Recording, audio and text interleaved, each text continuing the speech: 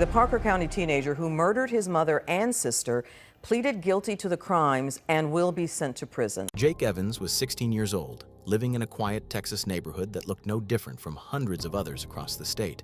He lived with his mother and younger sister in a modest home where daily life followed a predictable routine. Jake attended school, came home, and spent most of his time alone in his room.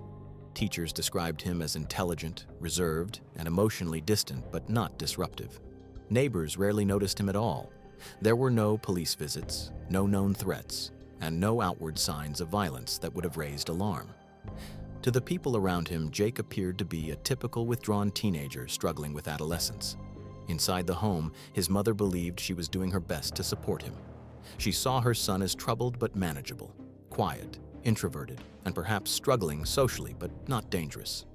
What she did not see was how deeply disconnected Jake had become from those around him. He rarely expressed emotion, avoided meaningful conversation, and increasingly retreated into isolation. As months passed, the emotional distance between Jake and his family widened.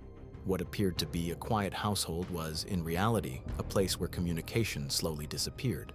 No one realized that beneath the silence, something far more dangerous was forming. As Jake withdrew further from family and friends, his internal world became more intense and troubling.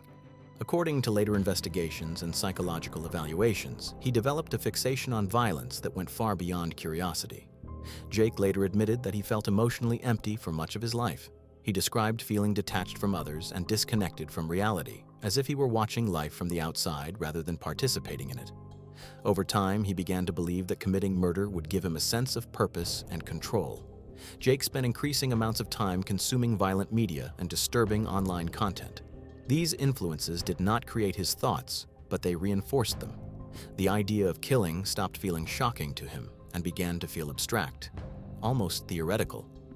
He did not speak about these thoughts to anyone. There were no cries for help, no journal entries discovered later, and no warnings given to teachers or counselors. Instead, Jake kept everything hidden. On the outside, he remained quiet and unremarkable. Inside, however, his thoughts were becoming more organized, more persistent, and more dangerous. What had started as fantasy slowly transformed into intention. One of the most unsettling aspects of this case was the level of planning involved. Investigators later confirmed that Jake did not act in a moment of rage or emotional collapse. He thought carefully about what he wanted to do and how he would do it. He selected a time when the house would be quiet, when his family would be asleep, and when he would not be interrupted. This preparation revealed a chilling degree of emotional detachment. Jake reportedly viewed the act not as murder, but as an experience he needed to complete. During this period, Jake mentally separated himself from the reality of consequences. He did not think about grief, loss, or the destruction of his family. Instead, he focused on the act itself and what it might make him feel. Psychologists later explained that this kind of thinking is associated with extreme emotional disconnection, where human life becomes an abstract concept rather than a reality. By the time the night arrived, Jake had already crossed a psychological line. The crime, in his mind, was no longer a question of if, but when. In October 2012, the quiet house became the setting for an irreversible act of violence. Late at night, while the rest of the family slept, Jake moved through the home with deliberate calm. There was no argument, no raised voices, and no confrontation beforehand. This silence made the crime even more unsettling. Jake entered his mother's bedroom and attacked her while she slept. The assault was sudden and brutal, leaving her no chance to defend herself or escape. Within moments, her life was taken by the person she trusted most. Afterward, Jake turned his attention to his younger sister. She was attacked and critically injured, but through instinct and fear, she made a decision that saved her life.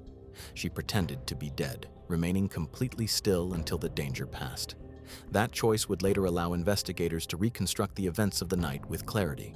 The home, once a place of safety and routine, had become a crime scene marked by betrayal. By the time the violence ended, one family member was dead, another was permanently traumatized, and Jake's life had crossed a point of no return. What happened next shocked even seasoned law enforcement officers. Instead of fleeing or attempting to hide, Jake left the house and walked directly into a police station. He calmly told officers that he had killed his mother. There was no hesitation in his voice and no visible panic in his behavior. He answered questions openly and did not attempt to deny responsibility. Officers later reported that Jake appeared disturbingly composed, as though he were describing something he had already accepted. Perhaps most unsettling was what Jake asked next.